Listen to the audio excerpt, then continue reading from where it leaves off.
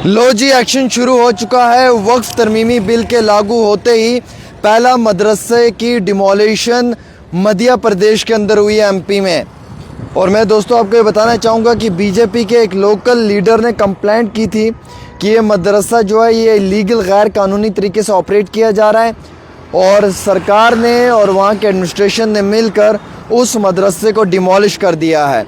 वक्फ कानून के आते ही, वक्फ कानून के लागू होते ही पहला मदरसा जो है वो एमपी के अंदर डिमोलिश किया गया है।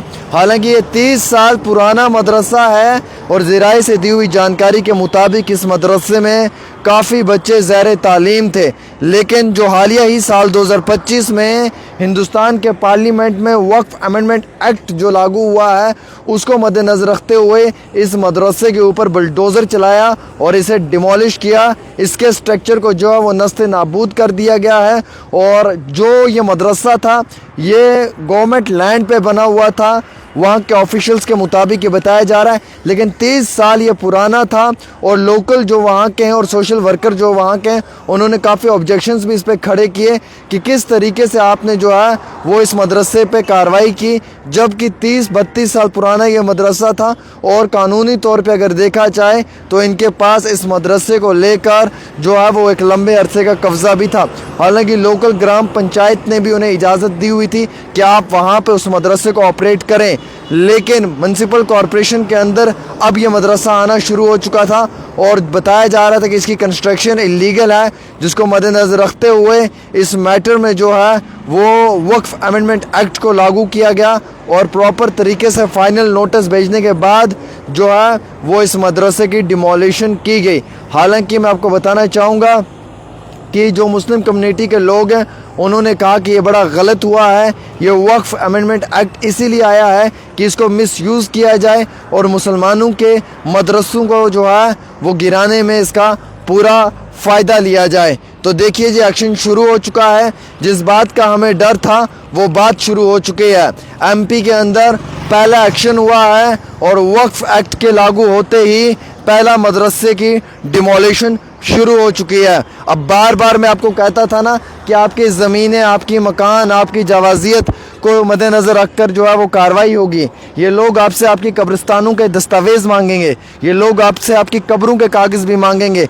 वो दिन भी दूर नहीं है जिस दिन आपसे वो मांगे जाएंगे और आपके पास आप अपने कब्रों के अंदर जो आपके मुर्दे दफनाए हुए हैं जिस कब्रिस्तान में, उस कब्रिस्तान का आप कहाँ से लाकर दस्तावेज़ देंगे? पुरानी इबादतगाहों की, पुरानी मस्जिदों का आप कहाँ से ला के डॉक्यूमेंट्स देंगे? ये बड़े अफसोस की बात है। ये जो वक्फ तरमीमी बिल लागू हुआ और जम्मू कश्मीर की असम्बली में एक एमएलए को पोस्टर बॉय बना दिया है। वो पोस्टर बॉय कभी यहाँ नाच रहा है, कभी वहाँ नाच रहा है, कभी यहाँ छलांगे मार रहा है, कभी वहाँ छलांगे मार रहा है और सब उसके पीछे। तभी तो मैं रो रहा था पिछले 3 दिनों से कि वक्फ तरमीमी बिल, वक्फ तरमीमी बिल, वक्फ तरमीमी बिल, लेकिन आपको समझ नहीं आई। आज आपको समझ आएगी। मेरी एक एक बात आपको समझ आएगी।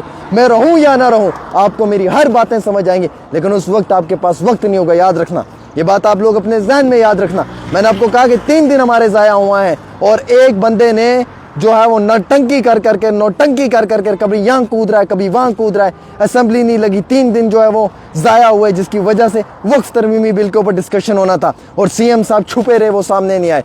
जो सीएम साहब हैं वो इन 3 दिनों में सामने नहीं आए। पहले दिन तो वो किरण रिंजू को रिसीव करने चले गए और वो कहते हैं कि कोइंसिडेंस मुलाकात हुई है। खुदारा मुझे ये बताओ, ये कौन सी कोइंसिडेंस मुलाकात है कि सीएम सुबह मॉर्निंग में टुलिप गार्डन जा रहे हैं और मॉर्निंग में ही जो यूनियन मिनिस्टर हैं वो भी आ रहे हैं? क्या सीएम को एक दिन पहले इस चीज़ के बारे में नहीं बताया जाता है कि फ़लाँ डेट के ऊपर यूनियन मिनिस्टर आ रहा है, उसके प्रोटोकॉल में आपको जाना पड़ेगा रिसीव करने, या आपकी जगह कौन उसके प्रोटोकॉल में रिसीव करने जाएगा?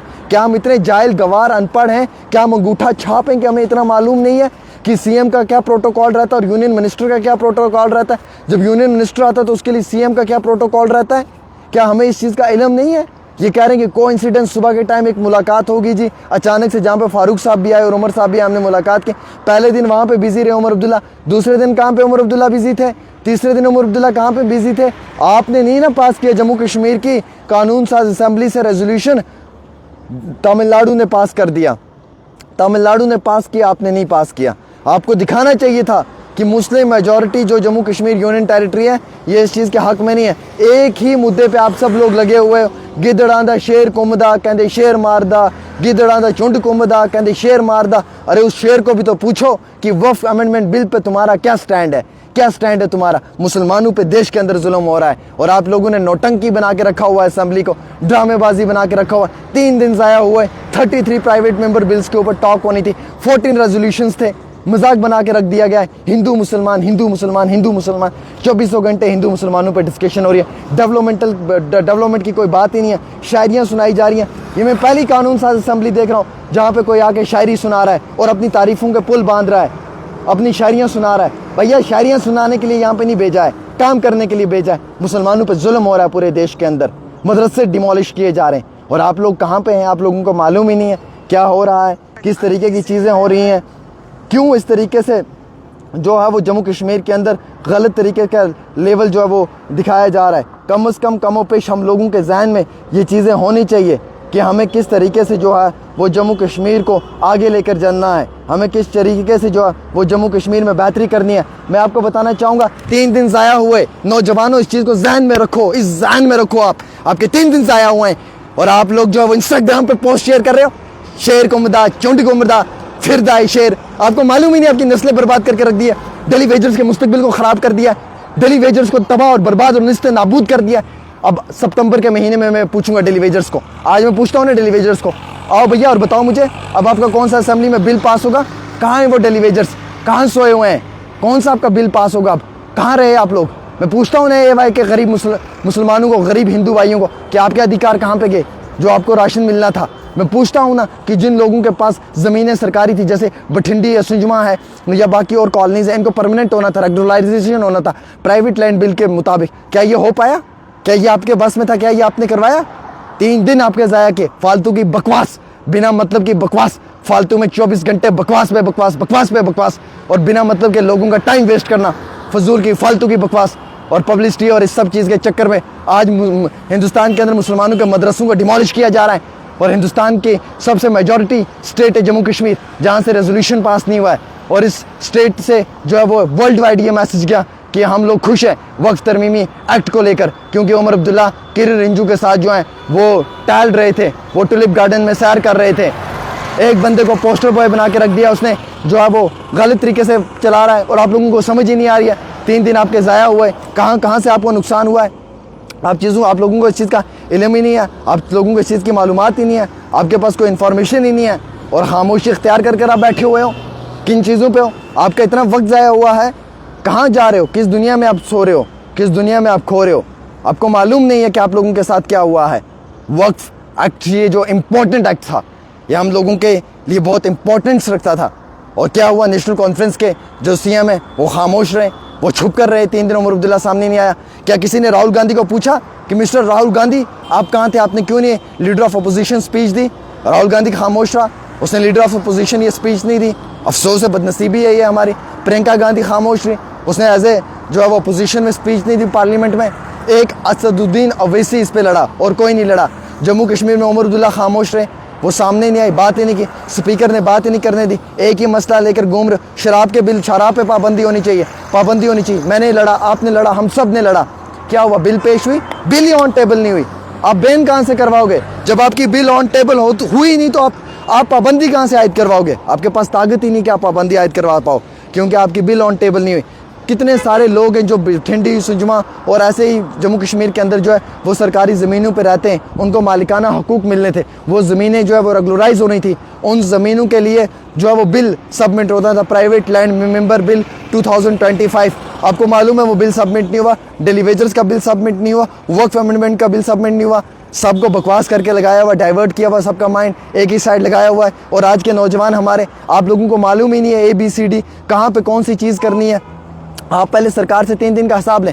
आपको फेसबुक यूनिवर्सिटी पे लगाया हुआ और इंस्टाग्राम यूनिवर्सिटी पे, आप वहाँ पे सिर्फ पोस्ट शेयर कर रहे हो, रील्स बना रहे हो और अपलोड कर रहे हो। अरे आपके हक को लूट लिया है, आपके साथ बहुत बड़ी गेम हो चुकी है, आपके अधिकारों को छीन लिया गया है, आपके राइट्स को छीन लिया गया है और आपके मुस्तकबिल को तबाह और बर्बाद कर दिया गया है। बीजेपी ने बर्बाद किया ही किया था, लेकिन नेशनल कॉन्फ्रेंस भी बर्बाद कर चुकी है और आप लोग जो है वो व्हाट्सएप पे पोस्ट शेयर करते रहो, आप लोग जो है वो रील शेयर करते रहो, आप जो है वो एडोब प्रीमियर प्रो में और कैपकट में बैठ के एडिटिंग करते रहो, और आप जो है वो फेसबुक और इंस्टाग्राम पे अपलोड करते रहो।